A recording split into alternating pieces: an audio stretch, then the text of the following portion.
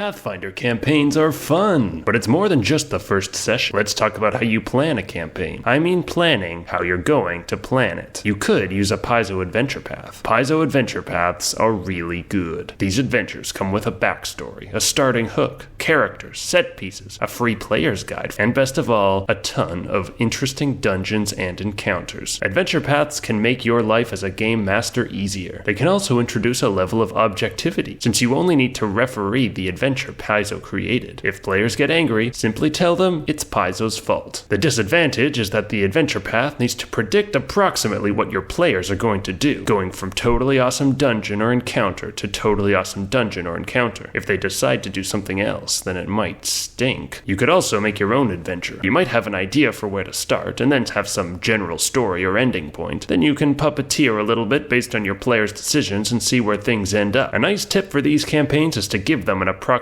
real-life end date that is realistic for your life. Remember, if it's fun, you can always keep going. It's a lot more difficult to retroactively make a nice ending for a campaign that fizzled out. You can also try Emergent Storytelling. You might start your players with an interesting hook, then have some potential places for them to go, but otherwise it's totally up to them what direction to take. A key to these campaigns is to have player characters that are self-motivated. The classic motivation is to seek treasure, but it could also be more altruistic, like collecting treasure for your village. A key tool for Emergent Storytelling is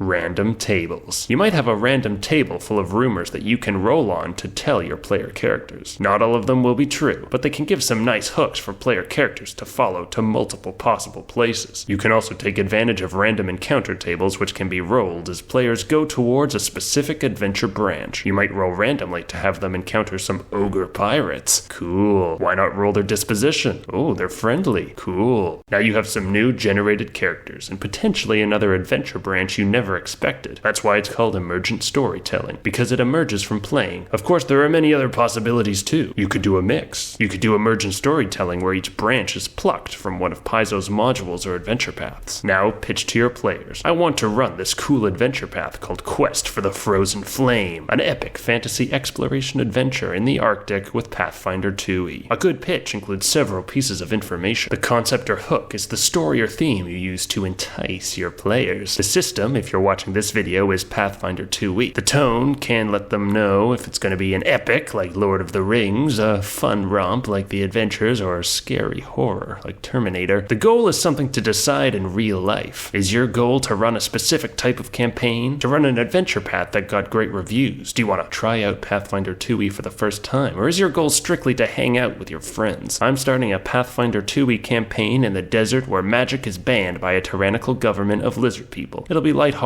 with moments of macabre intensity where you join a rebellion and win freedom for your people. You could also pitch multiple. I'm starting a lighthearted pirate-themed Emergent Storytelling sandbox based around finding treasure campaign with Pathfinder 2e. Then your potential players say, that sounds awesome. By the way, there's limitations to using Pathfinder 2e as well. Pathfinder 2e is generally good for heroic, high fantasy campaigns. Combat is fun and tactical like a sport. Now we have our players, it's time for Session 0. In the pitch, we talked about concept, system, tone, and goal. Session 0 is where you can expand on each of these things to talk about the narrative, mechanics, limits, and logistics of your campaign. For example, for the narrative, you could write about 1 to 2 evocative paragraphs to summarize your world and story that the campaign will take place in. You could also tell them their requirements. If they need a short backstory or a motivation, it's not a bad idea to recommend a motivation, for example, to explore uncharted areas, or whether or not they need to be generally altruistic. Finally, it's useful to have 1 to 4 sentences about the character's appearance, how they carry themselves and come across to people. You can also talk about mechanics. This is your opportunity to explain a little more about Pathfinder 2e. This is the exact reason I started making videos. The idea was that before each session, new players could watch the next video in the series, or rewatch a previous one for a reminder. This is also where you should let players know what rulebooks are allowed, which variant rules you'll be using, and the allowed ancestries and recommended classes. Restrictions on ancestries and rules give you some dial tables to turn and help your players make characters that make sense in your world. Restrictions are not a bad thing. Mechanics are the bones of the game, and even your super sexy supermodel campaign needs good bones. You should also keep in mind if you offer a rare or interesting options, you need to be ready for players to take it. If you're doing a pirate campaign and provide an appropriately themed ancestry list, you might be tempted to add merfolk. But then you need to be ready for everyone to possibly select a mermaid. That's pretty cool. But if you're planning for them to be pirates on a boat, then that ship has sailed. One option for rare ancestries is to offer players a choice. Choose an ancestry from a list or roll on a table with a few rare options to sweeten the deal. Also think about personal limitations. Consider how you would rate the campaign if it were a movie. Movies can be rated based on their content. Most people would agree these ratings are usually dumb, but they can offer some guidelines. Is there a lot of gratuitous violence or none? Or is there just sometimes? Anything you want to roleplay in the third person, or any additional topics you want to avoid. Another important topic is player character death. You should talk about it before it comes up in-game. Do the characters live in a dangerous world where death is expected, or is it totally off the table? Or death is possible, but opponents are realistic and not overly sadistic. Finally, logistics, and everyone's favorite thing, scheduling. Here's my recommendation. Figure out the minimum number of players you need to run a session. Then if one player can't make it, but you still have the minimum, you play. Then just schedule a game every week at the same time. That might be weekly, bi-weekly, or something else. It's also a good idea to have a scheduled end time, even if it can be flexible. If the time overlaps with a meal, figure out when that will take place and how you do it. By the way, Session 0 doesn't need to happen in person, especially if you know your players. It could just be a document or a PDF. Then you start playing. Session 1. The age-old question. Start in a relaxed, calm place for roleplay, like a tavern, or right in the middle of the action. In my opinion, it doesn't really matter, but starting a campaign as a player is a bit like attending a wedding. Even though you want to be there, it can't help to have a little bit of direction. If you're in a tavern, why? Are you hungry and tired after traveling, or are you meeting someone there? If you're in the action, what's going on? Is there somewhere you should be going? Session 1 is also where it's useful to have a description of how the player characters come across to others. Players can describe their characters themselves, but it's also nice to have the GM do it so that the player character is described cohesively with the rest of the world. Congratulations on starting a campaign.